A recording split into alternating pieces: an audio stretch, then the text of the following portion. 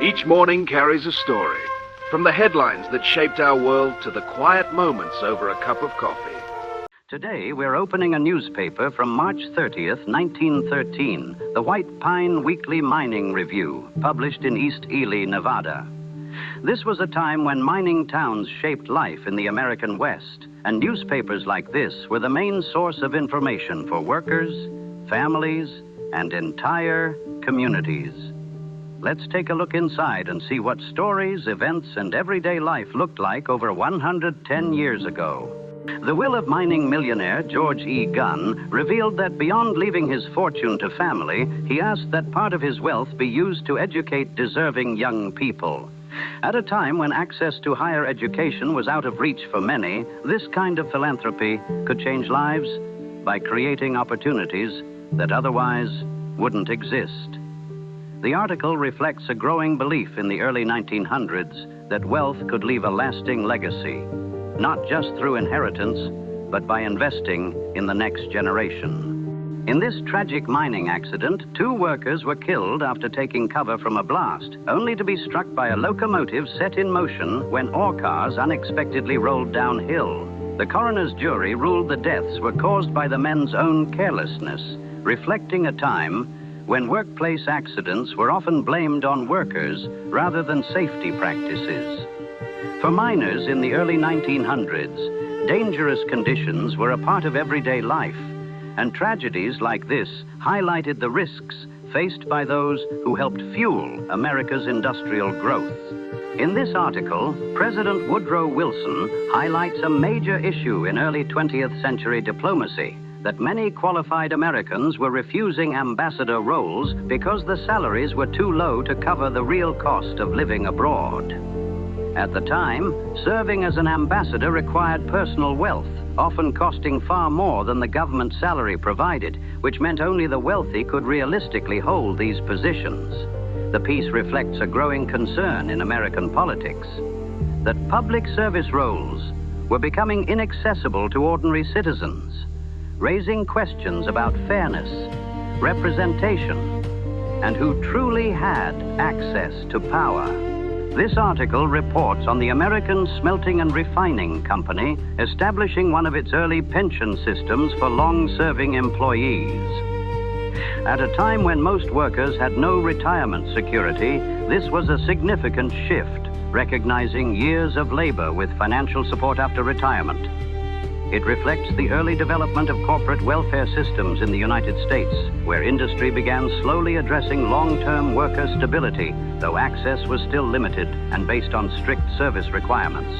This notice advertises discounted train fares to Salt Lake City for a Mormon conference, showing how railroads made religious and community gatherings more accessible across long distances. At the time, excursions like this weren't just travel deals. They reflect how railroads shaped social life, connecting remote towns to major cultural and religious events.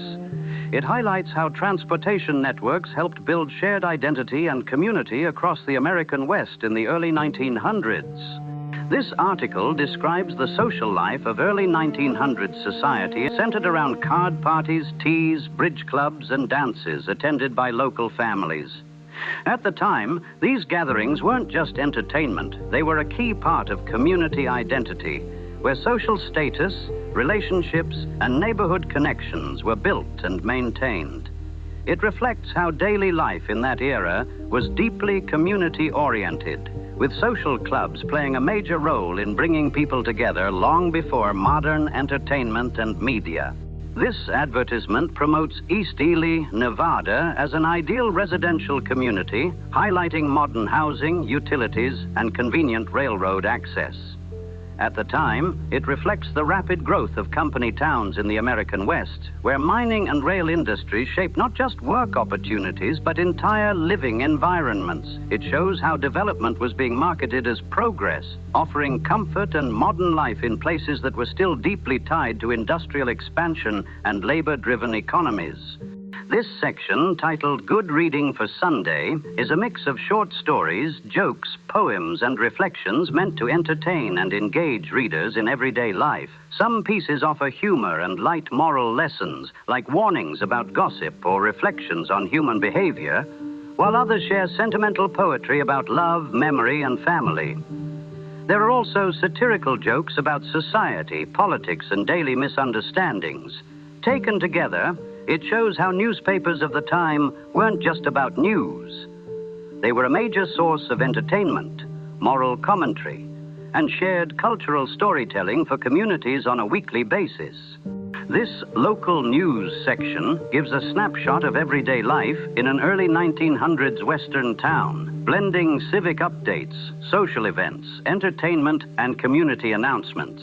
It covers everything from city election registration and church services to local sports, theater showings, and even the shipment of a mining accident victim's body back home, showing how tightly connected small communities were through shared news. It reflects a time when newspapers acted as the central hub of information, shaping both public life and local identity in a way that brought an entire town into one shared conversation. This personal items section captures the everyday movement of people in and out of a small early 1900s community, visits to other cities, job changes, illnesses, and returning travelers. Beyond simple updates, it shows how tightly connected personal news was to public life, with newspapers serving as the main way communities stayed informed about friends, neighbors, and local workers. It reflects a time when even small personal changes mattered to the wider town, reinforcing a strong sense of shared community and connection.